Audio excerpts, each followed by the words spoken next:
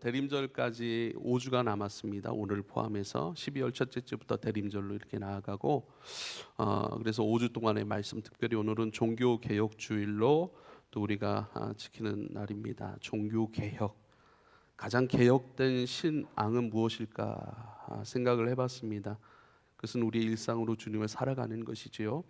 마치 내가 살아가는 것이고, 그것은 농사 지어가시는 일상, 모든 우리의 보고 듣고 생각하고 결정하고 또 움직이는 모든 살아감, 우리 일상이죠.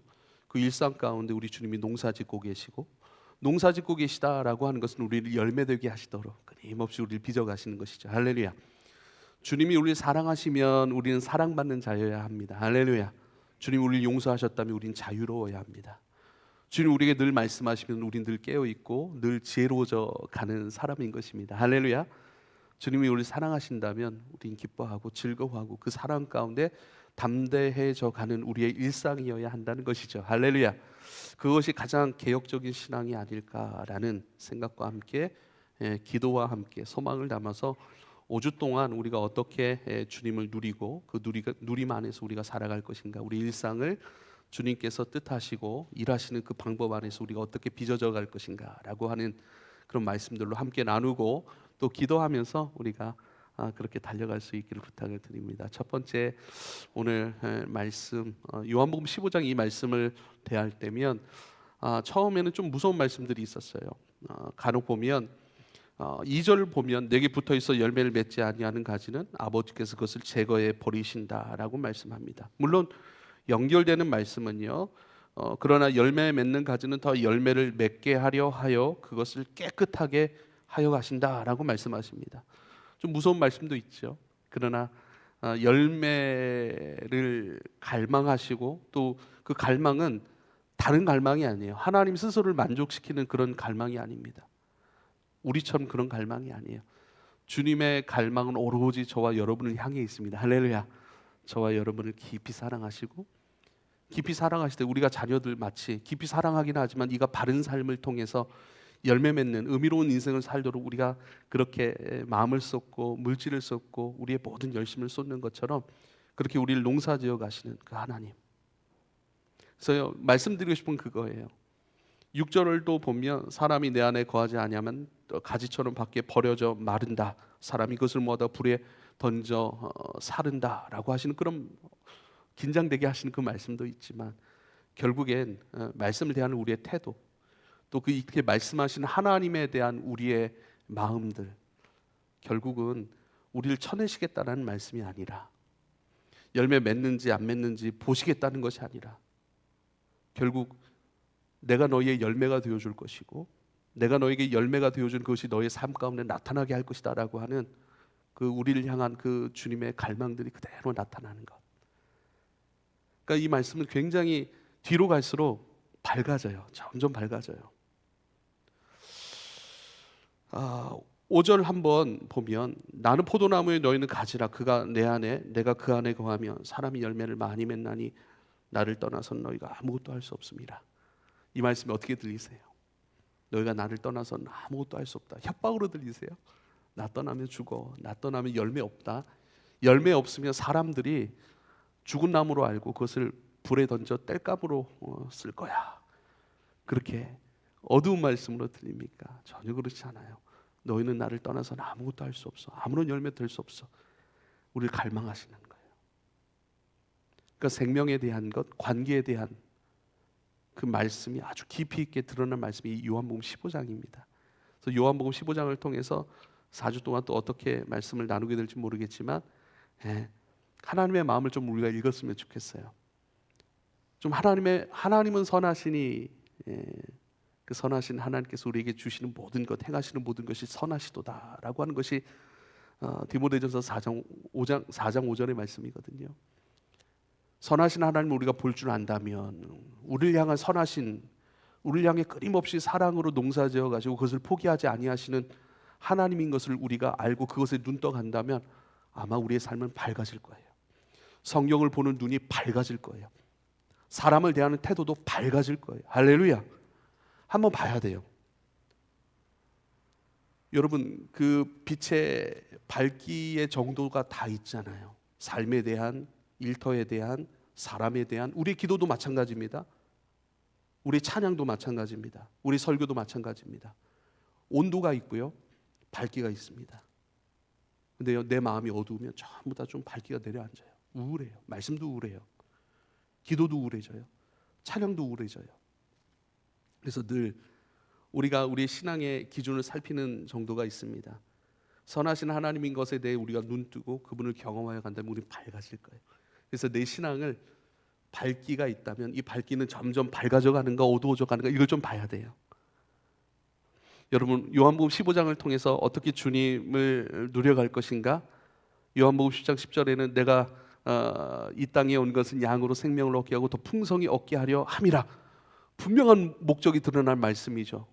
생명을 얻게 할 뿐만 아니라 풍성하게 그 생명을 누리고 열매가 되게 하는 것을 위해서 내가 이 땅에 오셨다라고 분명히 말씀하세요. 예수님이 이 땅에 오신 이유가 우리에게 생명 주시기 위함이에요. 할렐루야. 그리고 그 생명 안에서 풍성하게 자라게 하고 능력 있게 하고 그 생명 안에서 많이 기뻐하고 즐거워하고 그 생명 안에서 많은 열매를 맛보게 하기 위하여서 내가 이 땅에 왔다라고 분명히 말씀하십니다. 그 목적으로 우리 가운데 오셨고 그 목적 안에서 나는 너희를 농사짓는 농부야. 농부는요, 천재지변이 아니고서는 농작물을 포기하는 일이 없어요. 늘 아침에 먼저 일어나면 가장 먼저 돌보는 일이 농작물이에요. 밭이에요. 전부 다 농사짓는 분들은 다 알 거예요. 우리 뒤에 있는 밭 권사님, 이 밭의 주인이신 권사님은 일찍 일어나세요. 새벽에 올 때마다 마주쳐요. 혹은 예배 끝나고 일찍 들어갈 때 마주쳐요. 늘 먼저 돌아보는 것이 밭이에요. 그러한 주님의 깊은 마음, 우리를 향한 주님의 농사로 끊임없이 지어가시고 포기하지 아니하시는 하나님에 대한 마음을 잘 이어갈 수 있게 되길 여러분 축복합니다. 세상에서 가장 깊은 관계는 무엇일까요? 우린 관계 안에 살아가잖아요.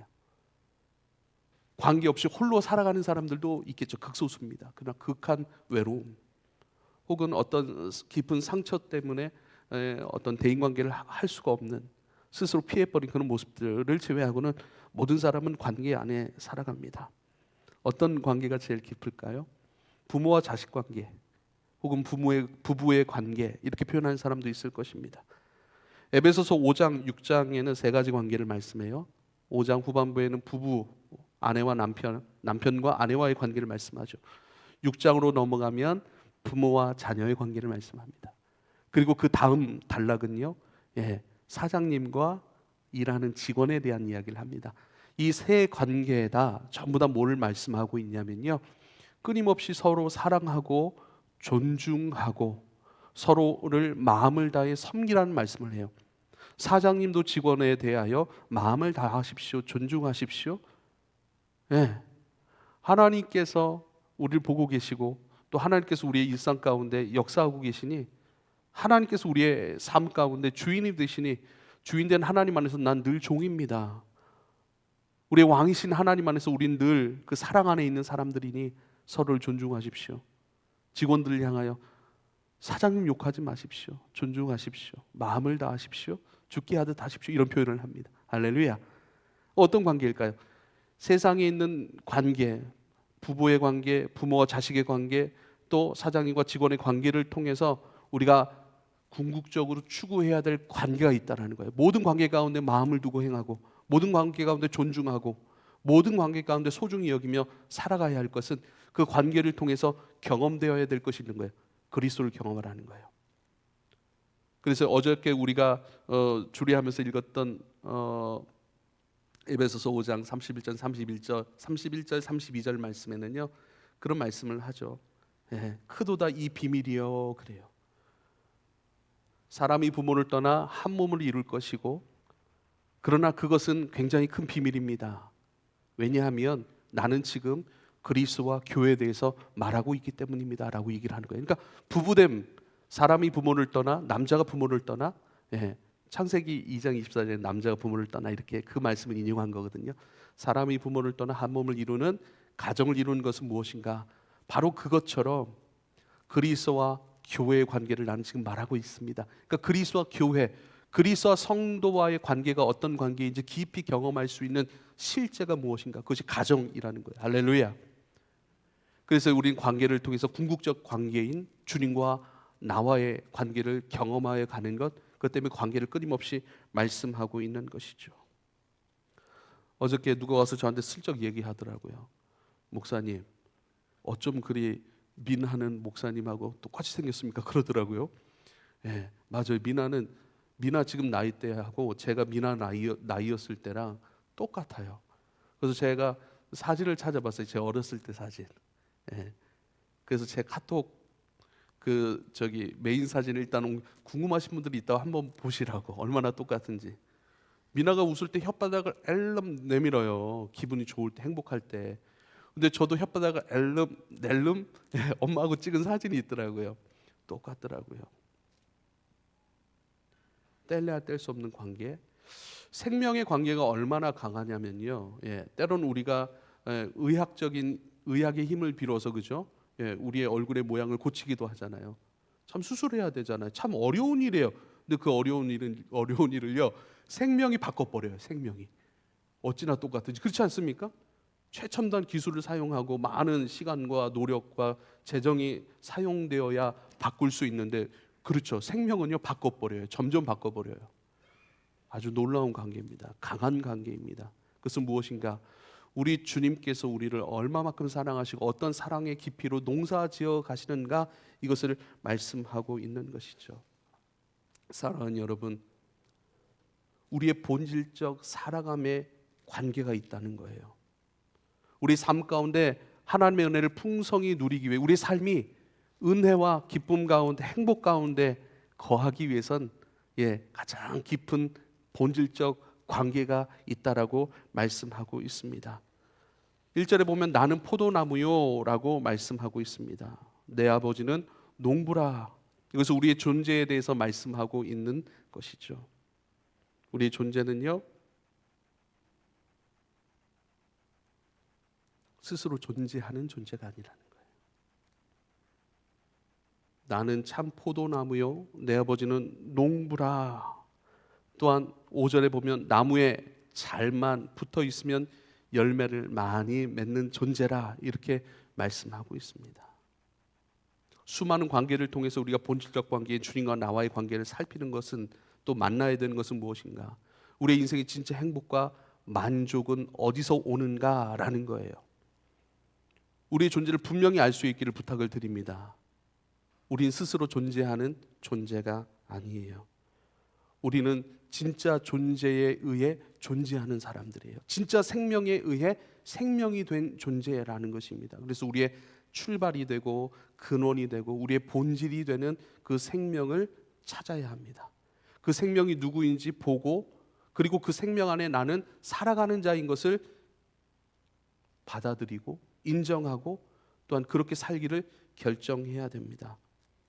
그래서요, 나무, 본질이신, 나의 생명의 출발이신 주님으로부터 존재가 된 사람, 출발된 사람, 그분께부터 열매가 되어 가는 사람인 것을 우리가 꼭 기억할 수 있기를 부탁을 드립니다. 우리가 열매 맺지 못하는 그런 부분들이 있어요. 왜 열매 맺지 못할까? 첫 번째는요, 이 말씀에 의하면 우리가 우리의 나무이신 그리스도께 붙어있지 않기 때문입니다. 아무리 많은 것, 여러분, 자살률이 어디가 높을까요? 미국이라고 하는 동네에서 자살률이 제일 높은 동네가 어딘지 아세요? 제일 잘 사는 동네예요. 가장 좋은 집을 갖고 있고, 가장 좋은 차들이 질비하고, 가장 사람이 휴양하면서 살기가 좋은 편안한 그런 동네가 자살률이 가장 높답니다. 우리나라도 마찬가지. 무슨 얘기를 할까요? 그러니까 우리의 행복과 만족과 의미로는요, 우리의 소유에 있지 않다는 거예요. 아무리 많은 것을 가지고 많은 것을 누릴 수 있는 상황이 있더라도 우리의 본질적 관계로부터 우리가 떨어져 있으면, 붙어 있지 않으면 우리의 만족과 행복은 누릴 수 없다는 거예요. 그러니까 우리가 가진 것이 가져다주는 만족과 행복은 한계가 있다라고 말씀하고 있는 것이죠.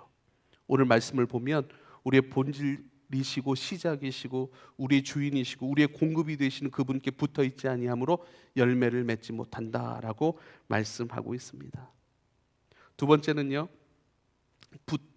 붙어 있으되, 그분께 붙어 있지만 그 붙어 있음의 관계가 기계적일 때, 기계적으로 붙어 있다라고 하는 것. 어저께 결혼하신 분들에게 여쭤보겠습니다. 왜 따로 앉았어요? 예배팀이라서. 어제 무슨 일이 있었던 건 아니죠? 예, 좋습니다. 제가 어저께 감정적 사랑을 말씀드렸어요. 그리고 의지적 사랑을 말씀드렸어요. 감정적 사랑이 전부가 아닙니다. 우리는 호르몬 수치라는 것이 있는데 이것이 올라갔다 내려갔다, 또 그리고 나이 먹으면서 또 내려지는 사람들이 있고 또 올라가는 사람들이 있어요. 호르몬 수치에 따라 우리 감정이 왔다 갔다 해요.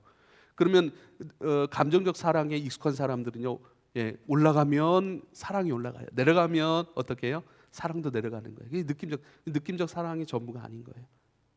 의지적 사랑도 전부가 아니라고 어제 말씀드렸습니다. 마음이 담기지 않으면, 그렇죠, 물리적인 것들, 물질적인 것들로 해결하려고 하는 사랑, 그거는 진정한 사랑일 수가 없겠죠. 오히려 그런 사랑은 우리가 다 알잖아요. 마음이 떠난 꽃을 기뻐하는 사람은 없을 겁니다.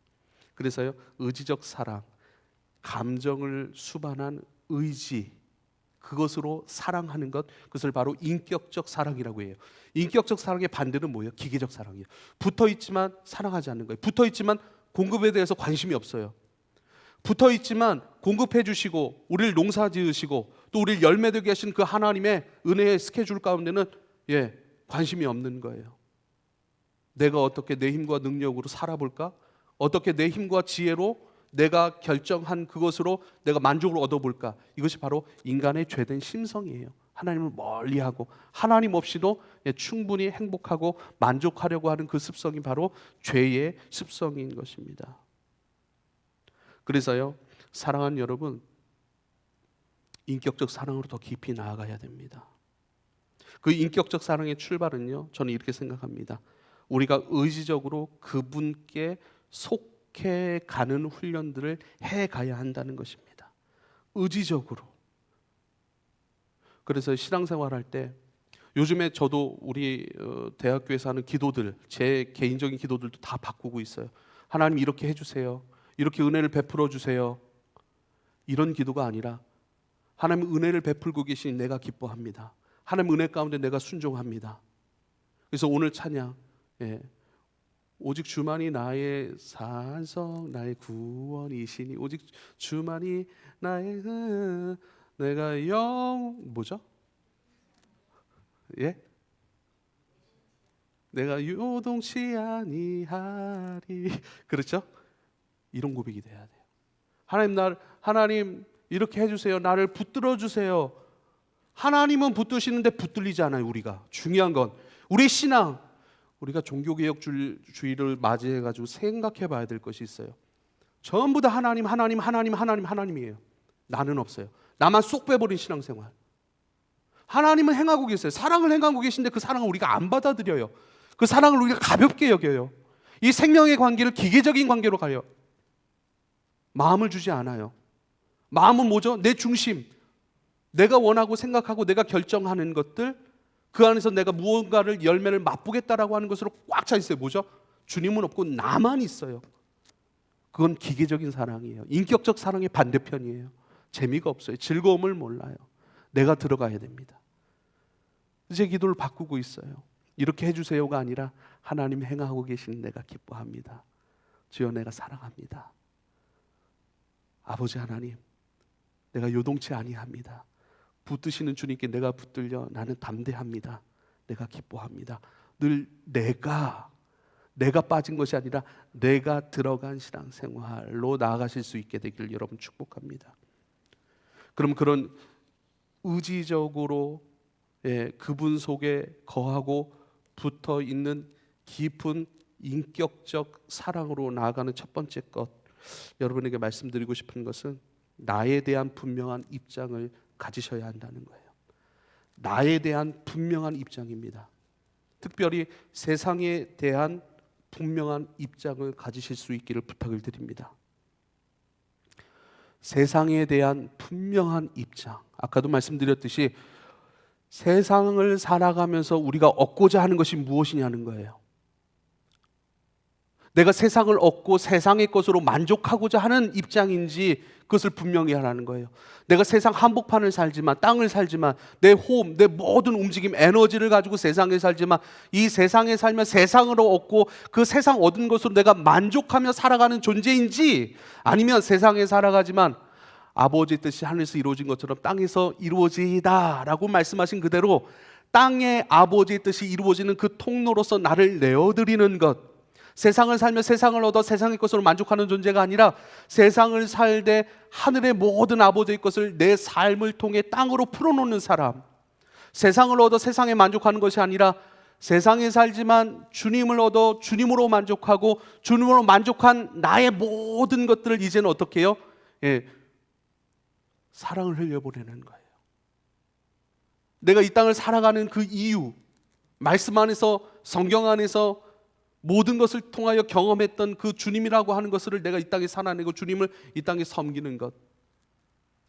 예레미야 2장 13절입니다. 내 백성이 두 가지 악을 행하였나니 곧 그들이 생수의 근원되는 나를 버린 것, 스스로 웅덩이를 또 판 것인데 그것은 그 물을 가두지 못할 터진 웅덩이들이라 그래요.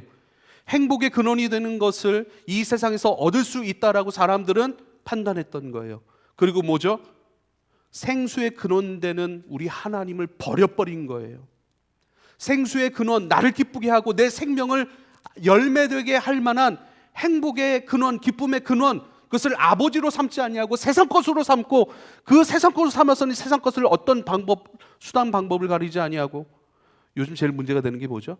법만 지키면 돼, 안 걸리면 돼, 모든 방법을 다 동원합니다. 그렇죠? 그래서 법꾸라지라는 단어가 생기잖아요. 법이 아주 세밀해져요. 세밀해지고 또 법과 법이 서로 충돌하는 부분도 있어요. 그래서 재판을 하는 것이죠. 그래서 그 사이를 팍 이렇게 빠져나가요. 자기가 원하는 것들. 여러분의 행복의 근원이 어디 있다고 생각을 하십니까? 여러분의 스탠스를 분명히 하실 수 있길 바랍니다. 나의 행복의 근원이 세상에 있지 아니하고 우리 주님께 있습니다. 주님이 나의 생수의 근원이 되십니다 라고 결정하실 수 있길 바랍니다. 여러분의 의지적인 것을 가지고 끊임없이 주님을 추구하실 수 있길 바랍니다. 먼저는 나의 스탠스를 분명히 하는 것, 내가 바라고 소망하고 내 행복의 근원된 것이 세상이 아니라 주님이십니다 라고 하는 것을 확고히 하실 수 있기를 부탁을 드립니다. 그리고 두 번째는 내가 어떤 사람인지를 여러분 확인하실 수 있기를 부탁을 드립니다. 내가 어떤 사람인가? 나는 누구인가? 라고 하는 거예요. 나는 누구입니까? 이 질문을 잃어버리잖아요. 이 질문이 희석화 되잖아요. 그러면 내 삶을 잃어버리게 되어 있습니다. 내가 누구이냐라는 생각, 내가 누구이냐라고 하는 나의 정체성에 대한 이것이 희미해지는 순간 내 삶이 질서를 잃어버려요. 희미해져요. 여기저기 기웃거리기 시작합니다. 내가 누구인가라고 하는 것의 가장 중요한 지점이 무엇입니까?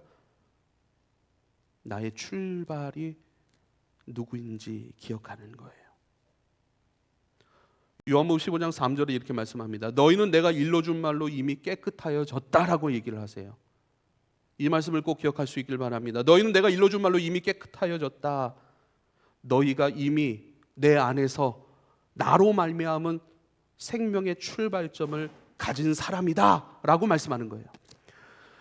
너희는 세상의 사람이 아니야. 너희는 어떤 우상의 사람도 아니야.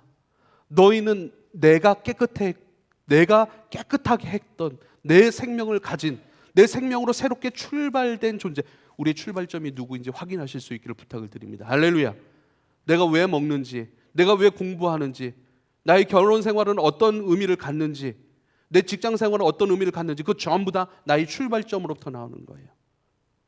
난 아버지 안에서 왔고 아버지 안에 살다가 아버지께로 돌아갈 존재입니다.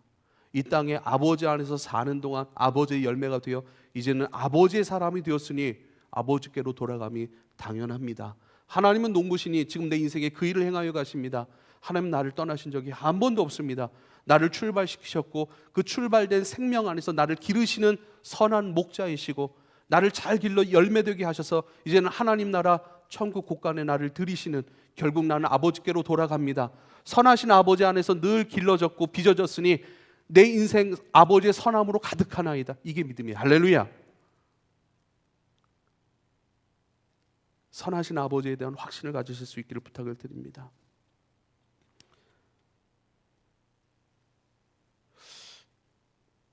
주님이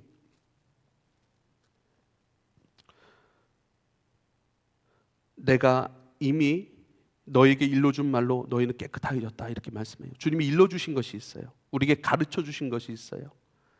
그 가르쳐 주신 것 가지고 우리는 깨끗해졌다라고 얘기를 합니다. 첫 번째는요, 예수님이 보여주신 것이 하나님이 누구신지 보여주신 거예요. 너희의 출발자, 너희의 주관자, 너희의 진짜 하늘 아빠, 아버지가 누구인지 주님이 우리에게 보여주셨습니다. 요한복음 14장 9절에 보면요, 빌립이 예수님께 우리에게 아버지를 보여주십시오라고, 하늘 아버지를 좀 알려주십시오, 보여주십시오라고 얘기를 합니다. 그때 이렇게 말씀합니다. 나를 본 자는 아버지를 보았거늘 어찌하여 아버지를 보이라 하느냐. 끊임없이 나는 나를 살아낸 것이 아니라 하나님 아버지를 살아냈고, 하나님 아버지의 것을 가르쳤고, 하나님 아버지의 것으로 너희를 기도해줬고, 하나님 아버지의 것으로 너에게 말해줬어.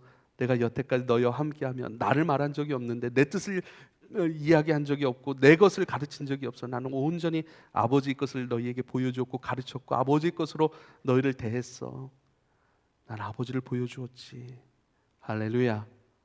우리의 근원이 누구인지, 우리의 능력이 누구인지, 우리를 끝까지 사랑하시고 그 사랑 안에서 붙들어 가시는 전능자가 누구인지 우리에게 말씀해 주신 분이 예수 그리스도인 줄 믿으실 수 있길 바랍니다. 그래서 성경을 통해 예수님의 모든 행적, 예수님의 모든 일상을 통해서 아버지가 어떤 분이신지를 읽어내실 수 있게 되길 여러분 축복합니다. 두 번째 무엇을 보여주셨는가? 예수님은요, 하나님 안에서의 진짜 내 모습을 보여주셨어요. 그거를요, 요한복음 14장 6절에 나는 길이요 진리요 생명이니 나로 말미암지 않고는 아버지께로 갈 자가 없다 이렇게 표현하거든요. 이게 무슨 얘기인가? 우린 지금요 아버지께로 가고 있는 거예요. 하나님의 자녀로 이 땅에 살아가며 하나님의 자녀의 열매가 되어서 아버지께로 가고 있는 존재예요. 그렇죠? 나는 길이요 진리요 생명이라. 나로 맘지 않것은, 난 하나님의 자녀로서 이 땅에 어떻게 살아가고, 하나님의 자녀로서 어떻게 어디로 돌아가고, 하나님의 자녀로서 어떤 사랑을 받고, 하나님의 자녀로서 어떤 권능을 이 땅 가운데 행할 수 있고, 하나님의 자녀로서 어떻게 이길 수 있고, 하나님의 자녀로서 사람을 어떻게 대해야 하고, 하나님의 자녀로서 물질의 문제는 어떻게 다루어 가야 하고, 하나님의 자녀로서 장래의 모든 것들은 어떻게 준비하고 맞이해야 되는지 그것을 보여주신 것이, 그걸 하나님께로 가는 길이라고 그래요. 진짜 자녀로서 이 땅에 어떻게 살아가야 되는가, 어떻게 하나님의 자녀로 살아가며 하나님께 이르러 가는 존재인가를 보여주신 것이 우리 주님의 삶이에요. 그래서 이미 깨끗해졌다라고 하는 것은요, 두 가지 측면을 우리가 볼 수 있겠죠. 이미 하나님의 자녀야. 그렇죠. 깨끗해진 거예요. 세상의 사람인 줄 알았어요. 탐심이 너무 강해요. 내 자아가 너무 강해요. 성욕이 너무 강해요. 다 그래요. 다 그런 말들을 해요. 그래서 나는 하나님의 사람이 아닌 줄 알았어요. 나는 돌아갈 곳이 없는 줄 알거나, 혹은 이 땅에서 너무 내 능력과 수고를 다해서 잘 살아내야만이 천국의 합격점을 받을 수 있는 사람인 줄 알고 아둥바둥 살아왔던 것 같아요. 아니야. 이미 내가 너를 깨끗게 했어. 이미 너는 하나님의 자녀야. 할렐루야. 이미 하나님의 자녀라고요. 제발 여러분, 말씀을 들을 때, 성경을 들을 때, 대화를 할 때 우리의 마음을 밝게 해야 되는 이유가 있어요. 우리 믿음을 밝게 해야 되는 이유가 있어요. 내 마음이 어두우면요, 어두운 말로 다 들어버려요. 어두운 말로 다 들어버려요. 좋지 않은 것만 다 받아버려요. 생선을 구워줬는데 가시만 발라 먹으면 얼마나 안타깝습니까? 그렇죠? 오늘의 말씀도 그렇잖아요. 잘라버릴 거야, 불태워버릴 거야. 아니라니까요. 열매를 많이 맺게 할 거야. 내가 너를 포기하지 않아. 내가 아버지의 자녀로서의 삶을 살도록 내가 너와 함께 할 거야. 너가 그렇게 살아가는 모든 것 가운데 내가 기뻐할 거야. 나의 기쁨이 너를 떠나지. 이런 말씀이 더 많아요. 훨씬 많아요. 할렐루야. 깨끗해졌다. 이미 하나님의 자녀로 살아가고 있다는 거예요. 이 땅에 길 없이 방황하며 살아갈 존재가 아니라 어떻게 기도해야 될지, 어떻게 고난도 받아들이고 어떻게 문제도 우리가 받아들이고 살아가야 될지 길이 다 놓여져 있다는 거예요. 없는 길을 가는 존재가 아니라는 거예요. 답답한 길을 가는 존재가 아니라는 거예요. 불확실한 길을 가는 존재가 아니라는 거예요. 하나님의 자녀로서 분명하게 살아내고 기도하고 분명하게 풀어가고 그러한 모든 방법도 그러한 권세도 우리에게 주셨다. 이미 너는 깨끗해졌다라고 말씀하고 있는 것이죠. 이제는 깨끗하게 하신 그 주님 안에서 우리의 출발점을 확고히 해 가실 수 있게 되기를 여러분 축복합니다. 이제는 나의 출발점을 확고히 한 상태에서 여러분 주님이 나의 시작이세요. 주님으로 이제 살아가는 거예요. 어딜 살아가요? 우리 일상을 살아가는 거예요. 여러분에게 우리의 의지적으로 끊임없이 반복하고 훈련하고 수고해야 될 것은 무엇인가? 우리의 일상을 아버지의 나라로 갖고 가실 수 있기를 부탁을 드립니다. 조금 더 세밀하게 말씀을 드린다면 나의 삶의 현장에서 예수님과 깊은 사랑을 나눠 가실 수 있게 되기를 여러분 축복합니다.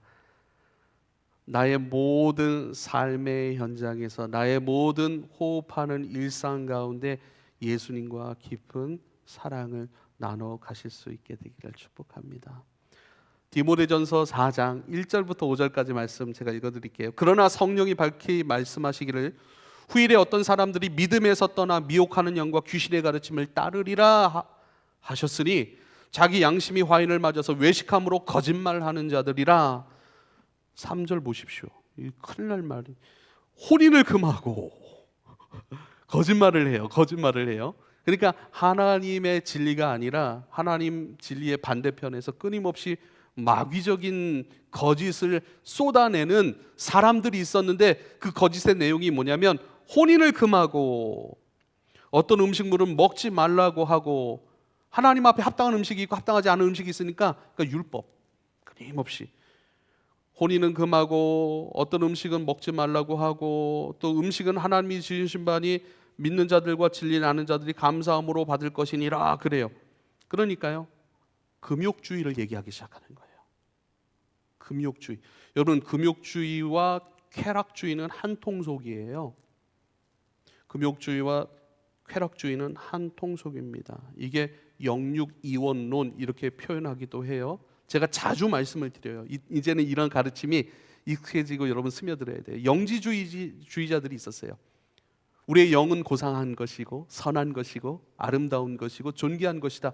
우리가 구원을 받아도 영이 구원을 받는다 이렇게 얘기를 해요. 대신 육은 천하다. 육은 죄의 덩어리다. 육은 버릴 것이다 이렇게 얘기를 해요. 그러니까 잘 보세요.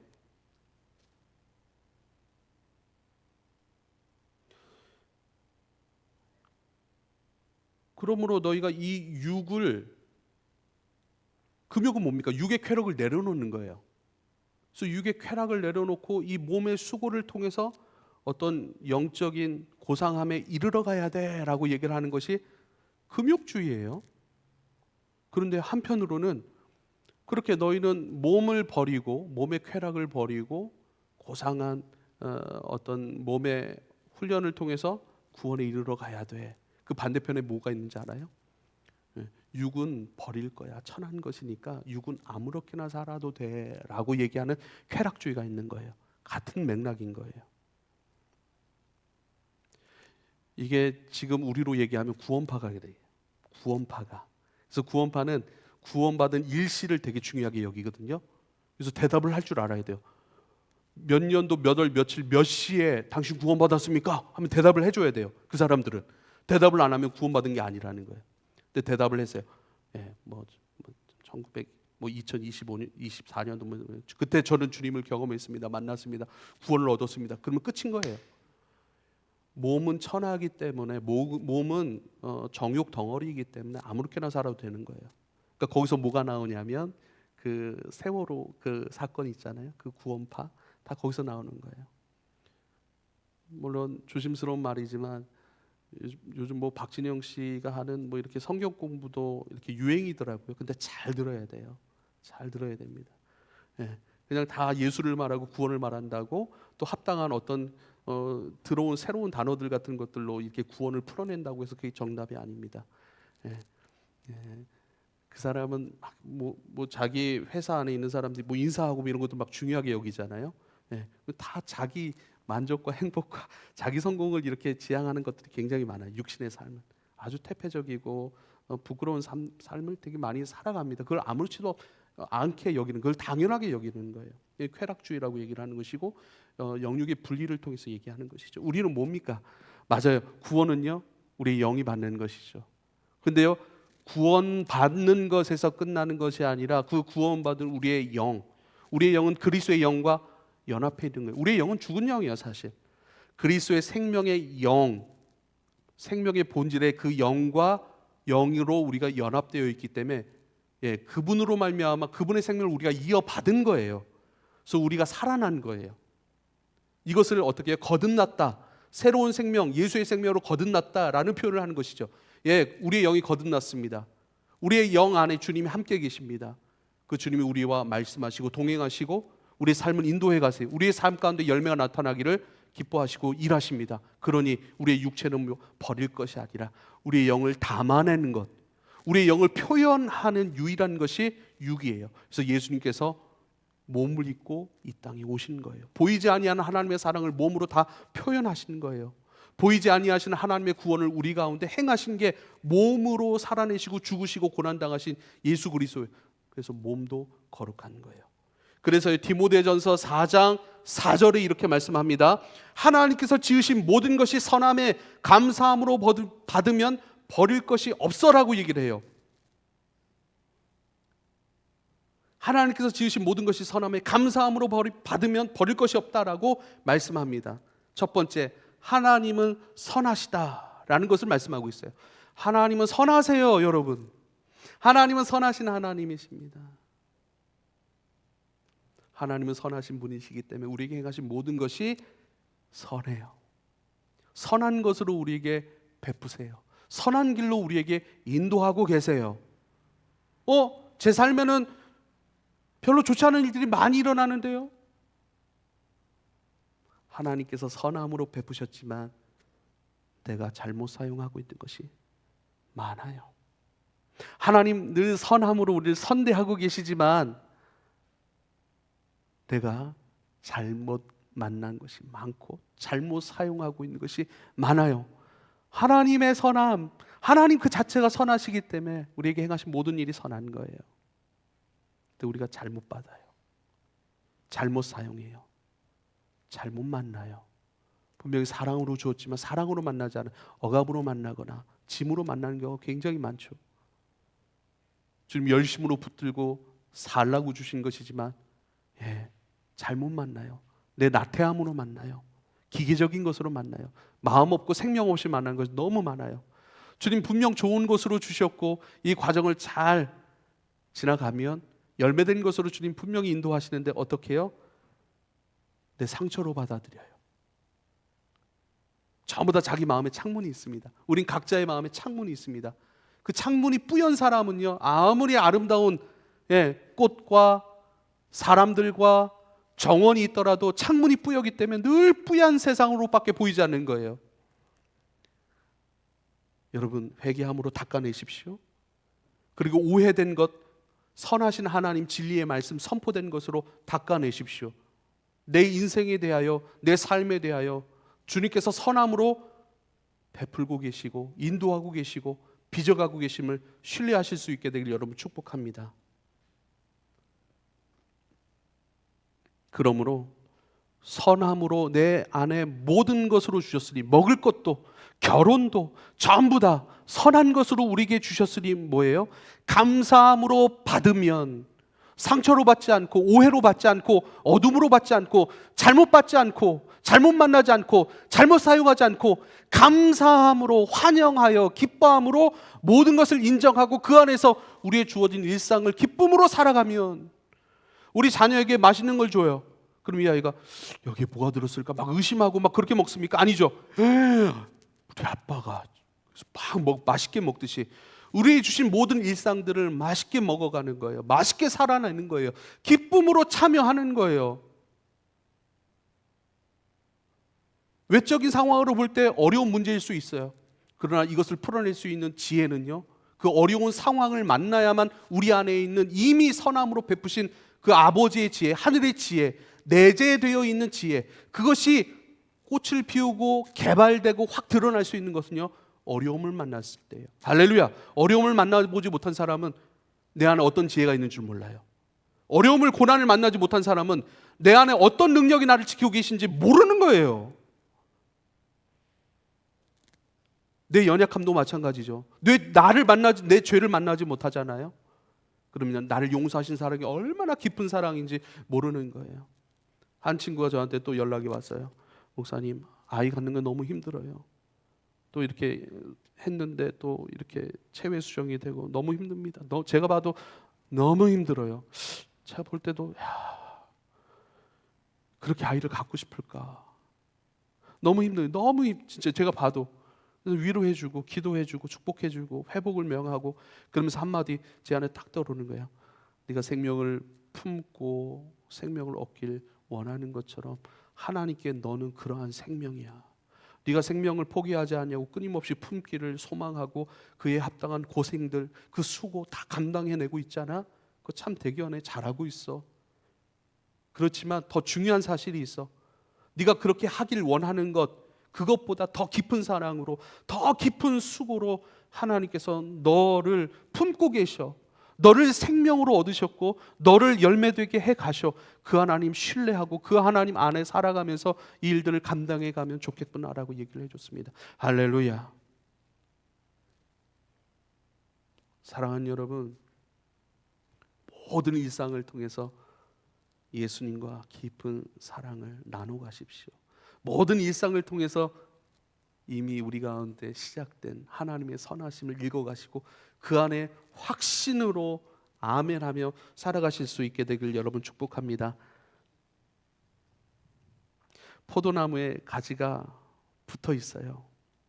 붙어 있어요. 이것을 저는 일상이라는 관점에서 봅니다. 붙어 있어요. 떨어지면 안 돼요. 늘 모든 생명이 그렇잖아요. 이 모든 생명, 자연 만물을 보십시오. 다 붙어 있어요. 거기서 자라가요. 열매. 이것을 두고 우리가 말씀하시는 것 같잖아요. 너와 나의 관계가 이런 관계야. 이런 관계로 내가 불렀어. 넌 나와 함께하는 존재야 라고 얘기를 하는 거예요. 주님이 요한복음 15장 말씀은 오늘 본문을 잘 읽어보십시오. 주님이 우리에게 뭐라고 말씀하시고, 저는 이렇게 읽었어요. 대열아, 같이 살자. 같이 좀 잘 살아가자. 즐겁게 같이 살아가자.